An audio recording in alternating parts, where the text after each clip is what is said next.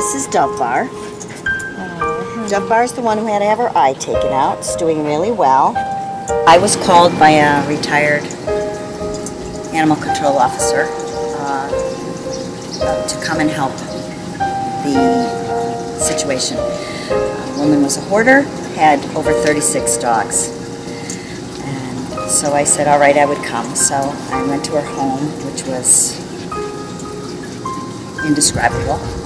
And I found them in a little room in the house that was feces encrusted, and it was just dark and dingy, and they were just a mess. The floor was all chewed up linoleum, and the walls had like a paneling, like a yellow paneling, but you couldn't see that it was actually yellow because of all the excrement that was all over the walls and the smell.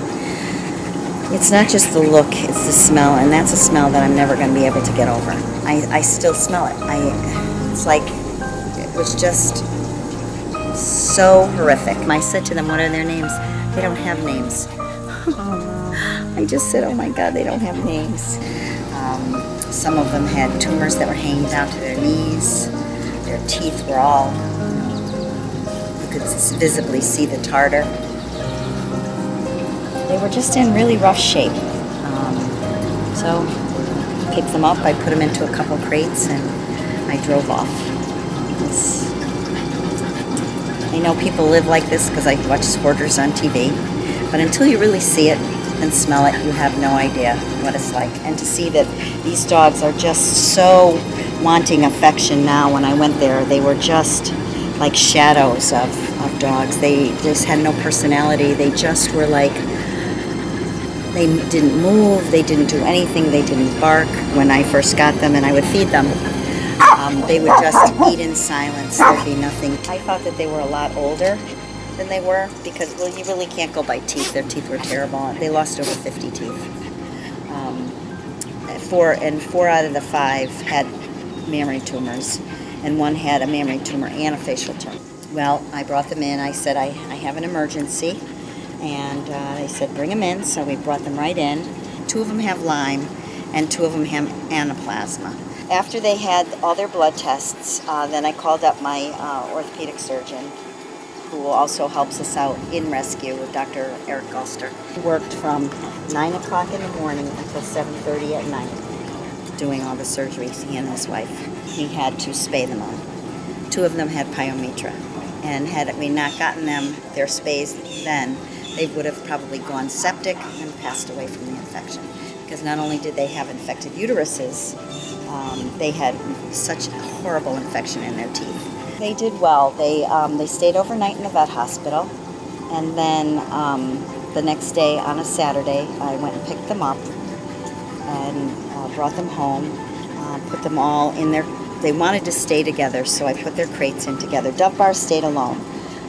Because of her eye, I was afraid. She had a cone on, so I didn't want anybody to touch her eye. But the other 4 went 2 and 2 in crates because it was so new to them and they were so frightened. I wanted them to, have some camaraderie with the friends that they, knew. So they stayed together. And then I would say within 2 days, you would never have known that they had surgeries. And every day since, it's like, I mean, look at them. They're just so vibrant.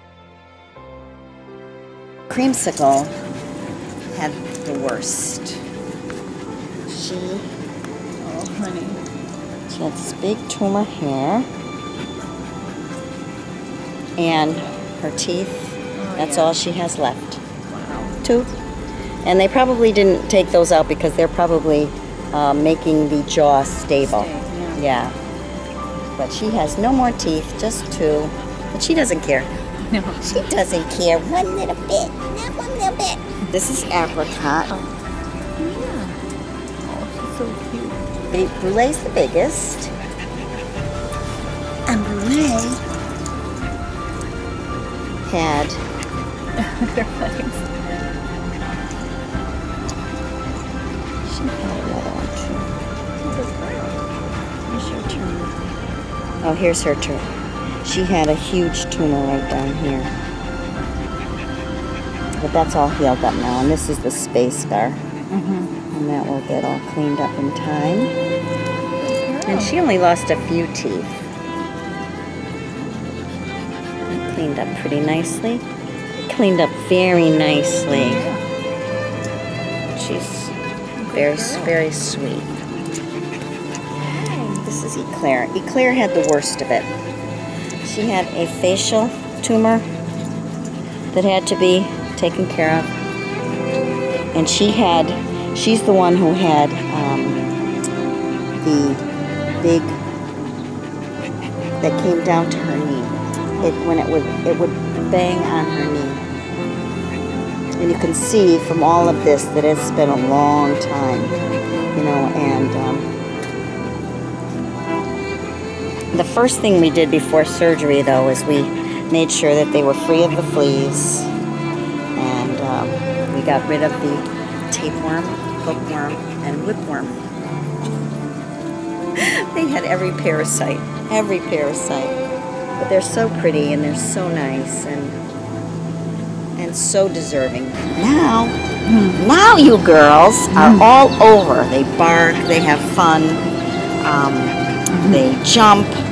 They're now starting to growl at each other. They're trying to steal each other's food. So I know that things are good. All they want is love, lots of love. And they are very, very social, which is nice because a lot of times you come into these situations and they're not social. Right. But they are, and they want to be loved, and they want to be treated well. It's amazing, you know, that they can recover as well as they do. Yeah, but they do. They're amazing. Yeah. You know, with a little, it's amazing what food, a little care, and some love does.